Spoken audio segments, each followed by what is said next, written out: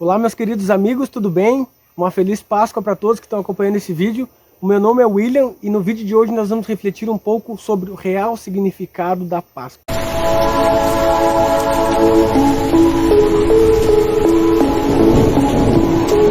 Meus amigos, essa história ela começa lá atrás, com os patriarcas Abraão, Isaac e Jacó. A história conta que Jacó tinha 13 filhos e um desses filhos era José, o famoso José do Egito. A história também conta que os irmãos dele tinham muitos ciúmes dele e queriam matar ele, mas Deus não permitiu que isso acontecesse e acabou que eles venderam ele para os egípcios. Mas Deus todo o tempo foi com José. José foi preso, José foi escravo e depois disso José se transformou em o governador do Egito. Aconteceu que num tempo desse teve muita fome na terra de Canaã, que hoje venceu Israel, onde vivia Jacó, seus filhos e toda a sua família. Então Jacó pede para os seus filhos ir até a terra do Egito, para que eles comprassem comida para eles. Chegando lá, os irmãos reencontram José, eles pedem perdão por terem vendido ele, se arrependem dos seus pecados. Todos eles voltam à terra de Canaã. José reencontra Jacó, que por muito tempo Jacó achou que José tinha morrido.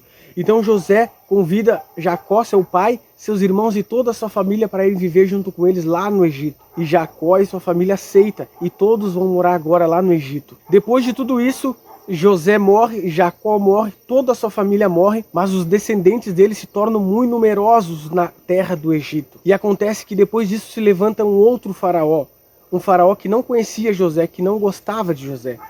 E esse faraó começa a ver que o povo de Israel agora é muito numeroso dentro da terra do Egito. E ele começa a pensar que se eles se juntassem, eles poderiam tomar o poder dele. E o que ele decide então fazer? Ele decide agora escravizar aquele povo de Israel.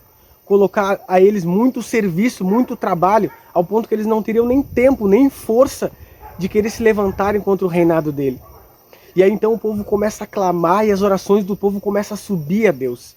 E aí então Deus envia um libertador, um profeta mais conhecido de toda a Bíblia, que era Moisés. E agora então Deus, com todo o seu poder, com seu amor e a sua misericórdia, começa a enviar as suas grandes maravilhas, que são as pragas que ele envia sobre o povo do Egito. Mas antes de Deus anunciar a última praga, que era a morte dos primogênitos, Deus então institui a Páscoa. Então nessa Páscoa o povo teria que sacrificar um cordeirinho sem defeito, que simbolizava Cristo Jesus quando viesse morrer pelos nossos pecados. E com o sangue desse cordeirinho eles teriam que passar nas ombreiras da porta, para que quando passasse o anjo destruidor não viesse destruir as pessoas que estivessem naquela casa com a marca nas ombreiras da porta. E agora então Deus pede que eles comam esse cordeirinho assado com pães asmos, que é o pão sem fermento, e com ervas amargas. E em Êxodo capítulo 12, versículo 11, mostra como que eles deveriam comer essa Páscoa. E diz o seguinte: desta maneira o comereis, lombos cingidos, sandálias nos pés e cajado na mão. Comê-lo-eis à pressa, é a Páscoa do Senhor. Então Deus disse para ele: come o cordeirinho, os pães e as ervas, com a sandália nos pés, com o cajado na mão, come à pressa, já pronto para ir embora, porque é a Páscoa do Senhor. E Deus disse a Moisés: quando teus filhos, os teus descendentes, perguntarem por que a gente faz esse rito, esse ritual, vocês vão responder assim. Isso a gente encontra em Êxodo capítulo 12, versículo 27. É o sacrifício da Páscoa ao Senhor, que passou por cima das casas dos filhos de Israel no Egito, quando feriu os egípcios e livrou-os nas nossas casas. Então o povo se inclinou e adorou. Vemos aqui, meus amigos, que no Antigo Testamento a Páscoa ela significa a libertação do povo de Israel da escravidão do Egito. Isso é que significa a Páscoa no Antigo Testamento. Então agora vem o Novo Testamento e Jesus, junto com os seus discípulos, também comemora a Páscoa. Isso a gente encontra em Lucas 22, versículo 14 e 15. E nos diz o seguinte: chegada a hora, pôs-se Jesus à mesa e com ele os apóstolos, e disse-lhes: tenho desejado ansiosamente comer convosco essa Páscoa, antes do meu sofrimento. Pois vos digo que nunca mais a comerei até que ela se cumpra no reino de Deus. Então a gente vê que Jesus, junto com os seus discípulos, comemorou a Páscoa.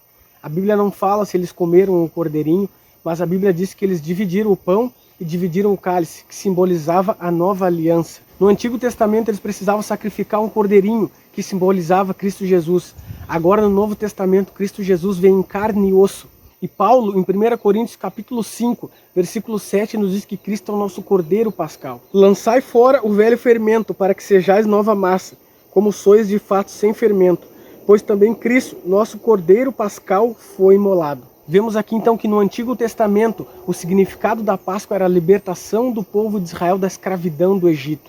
Eles tinham que imolar um cordeirinho que simbolizava Cristo Jesus. E agora então no Novo Testamento o significado da Páscoa é a morte e ressurreição de Cristo Jesus.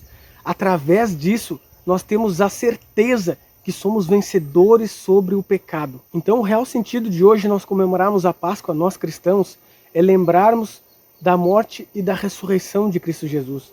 É lembrarmos que Ele se fez carne e Ele morreu por nós para nos libertar do pecado. E hoje temos a oportunidade, por causa dele, de estarmos com Ele no céu um dia quando Ele voltar. Eu creio nessa promessa. Ele foi e Ele disse que ia voltar para nos buscar. E é por isso que eu aguardo, é por isso que eu sou cristão, é por isso que eu quero servir a Deus. É por isso que eu levo essa mensagem para as pessoas. É pela volta de Cristo Jesus, para que um dia a gente possa viver num lugar que não vai ter mais tristeza, não vai ter mais dor, não vai ter mais morte. Vamos viver num lugar perfeito, no qual a gente nunca viu, nunca nem imaginou, mas Cristo nos promete isso. E se vocês também têm esse desejo, eu peço que vocês se inscrevam no canal. Peço que vocês compartilhem esse vídeo com mais pessoas. Tem muitas pessoas que assistem o meu vídeo e não são inscritas no canal. Se vocês também têm esse desejo de levar essa mensagem adiante, de esperar a volta de Cristo Jesus, de avançar essa volta de Cristo, se inscrevam no canal, comentem o que vocês acharam do vídeo, curtam o vídeo, porque tudo isso faz com que o YouTube entenda que as pessoas estão gostando desse vídeo e comece a divulgar ele para mais pessoas. Vamos então orar? Querido Deus, obrigado, Pai, porque o Senhor nos mostrou aqui o real sentido da Páscoa no Antigo e no Novo Testamento. Obrigado porque temos a certeza que o Senhor morreu, mas o Senhor ressuscitou e o Senhor hoje vive, hoje reina.